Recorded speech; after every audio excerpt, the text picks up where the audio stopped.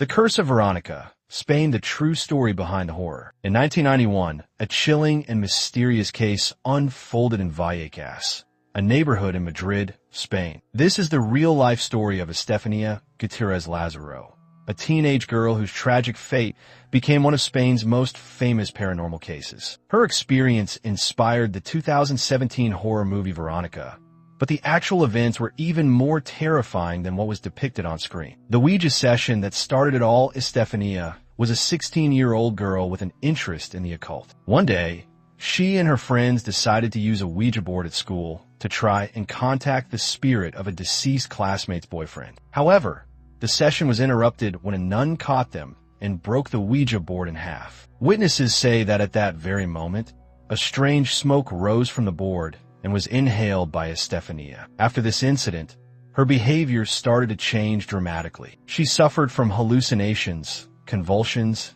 and sudden violent outbursts. She would tell her parents that she saw shadowy figures moving around their home and heard voices whispering in the darkness. She also claimed that a dark entity was watching her while she slept. A rapid decline over the next 6 months as Estefania's condition worsened. She would sometimes wake up screaming, saying that invisible hands were pulling at her body. Her parents, desperate for answers, took her to several doctors, but no medical explanation could be found for her symptoms. One night, she suffered a particularly violent seizure and was rushed to the hospital. Sadly, she passed away under mysterious circumstances. The exact cause of her death was never determined, and doctors listed it as sudden and unexplained pulmonary failure. The haunting of the Gutierrez home after Estefania's death, the paranormal activity in the family's home became even more intense. Her parents and siblings reported doors slamming shut on their own, unexplained whispers and laughter echoing in empty rooms, dark figures lurking in the hallway, objects moving on their own. One of the most terrifying incidents occurred when Estefania's younger brother was thrown across the room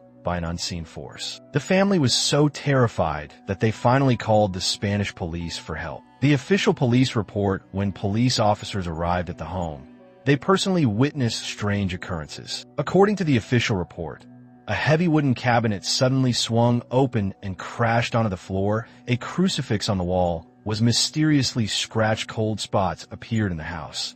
Despite the warm summer weather, a deep growl was heard coming from an empty room. The lead investigator, Inspector Jose Pedro Negri, later stated that he had never encountered anything like it in his entire career. The case remains one of the only documented paranormal investigations in Spain's police records. The aftermath, the Gutierrez family eventually moved out of the house, hoping to escape the torment. The events were so well known that in 2017, the horror film Veronica, directed by Paco Plaza, was loosely based on Estefania's story. While the film took creative liberties, it captured the terrifying essence of what the family endured. To this day, the mystery remains unsolved. Was Estefania truly haunted by a dark force, or was it all a tragic psychological breakdown?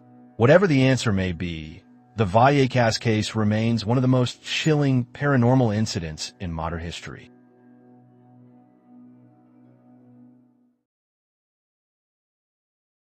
Myrtle's Plantation, the most haunted place in America, located in St. Francisville, Louisiana. Myrtle's Plantation is widely regarded as one of the most haunted locations in the United States. Built in 1796, this historic plantation has been the site of numerous tragedies, and many believe the spirits of those who perished there still linger within its walls. The legend of Chloe, the ghostly presence. One of the most famous ghost stories tied to Myrtle's Plantation is that of Chloe, a young enslaved woman who is said to haunt the property. According to legend, Chloe was caught eavesdropping on her master's private conversations. As punishment, her ear was cut off, and she was forced to wear a green turban to hide the scar. Seeking revenge, she allegedly poisoned a birthday cake meant for the plantation owner's family, unintentionally killing 2 of the children. Soon after, she was discovered and hanged by the other slaves. Many visitors and residents have reported seeing a woman in a green turban wandering the plantation,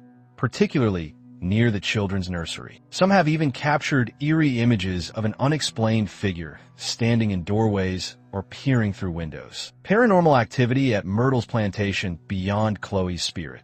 Myrtle's Plantation is home to a variety of supernatural occurrences. Guests and staff have reported unexplained piano music playing late at night when no one is around. Phantom footsteps echoing in empty hallways. Children's laughter and crying heard in rooms where no children were present. The appearance of ghostly figures in mirrors and photographs. One of the most terrifying claims involves the haunted mirror in the main hall. It is said that the spirits of those who died in the house are trapped inside the mirror, and visitors often report seeing handprints appear on the glass, even after being cleaned.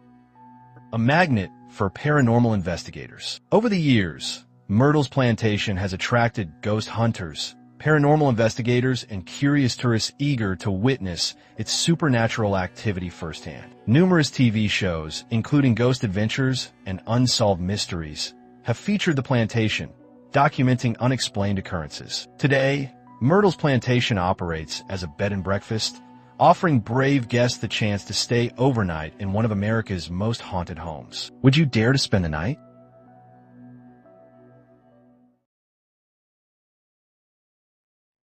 The Hinterkaifeck Murders, a mysterious and horrible murder. Location: Hinterkaifeck Farm, Germany. Date: March 31st, 1922. Summary: on March 31st, 1922, the Gruber family, who lived on a small farm called Hinterkaifeck, Germany, were brutally murdered. This incident remains one of the most mysterious and unsolved crimes in German history. Victims: Andreas Gruber, 63 years old. Father Kazilia Gruber, 72 years old. Mother Victoria Gabriel, 35 years old. Daughter Kazilia Gabriel, 7 years old. Granddaughter Joseph Gabriel, 2 years old. Victoria's son Maria Baumgartner, new housekeeper, worked for only one day. The horrible findings. A few days after the murders, the neighbors decide to check the house because no one is looking. The bodies of Andreas, Kazilia, the eldest, Victoria, and Kazilia the younger are found hidden under a high pile of hay in the barn of the farm. Also found inside the house are 2-year-old Joseph and the housekeeper Maria Baumgartner. Mysterious signs.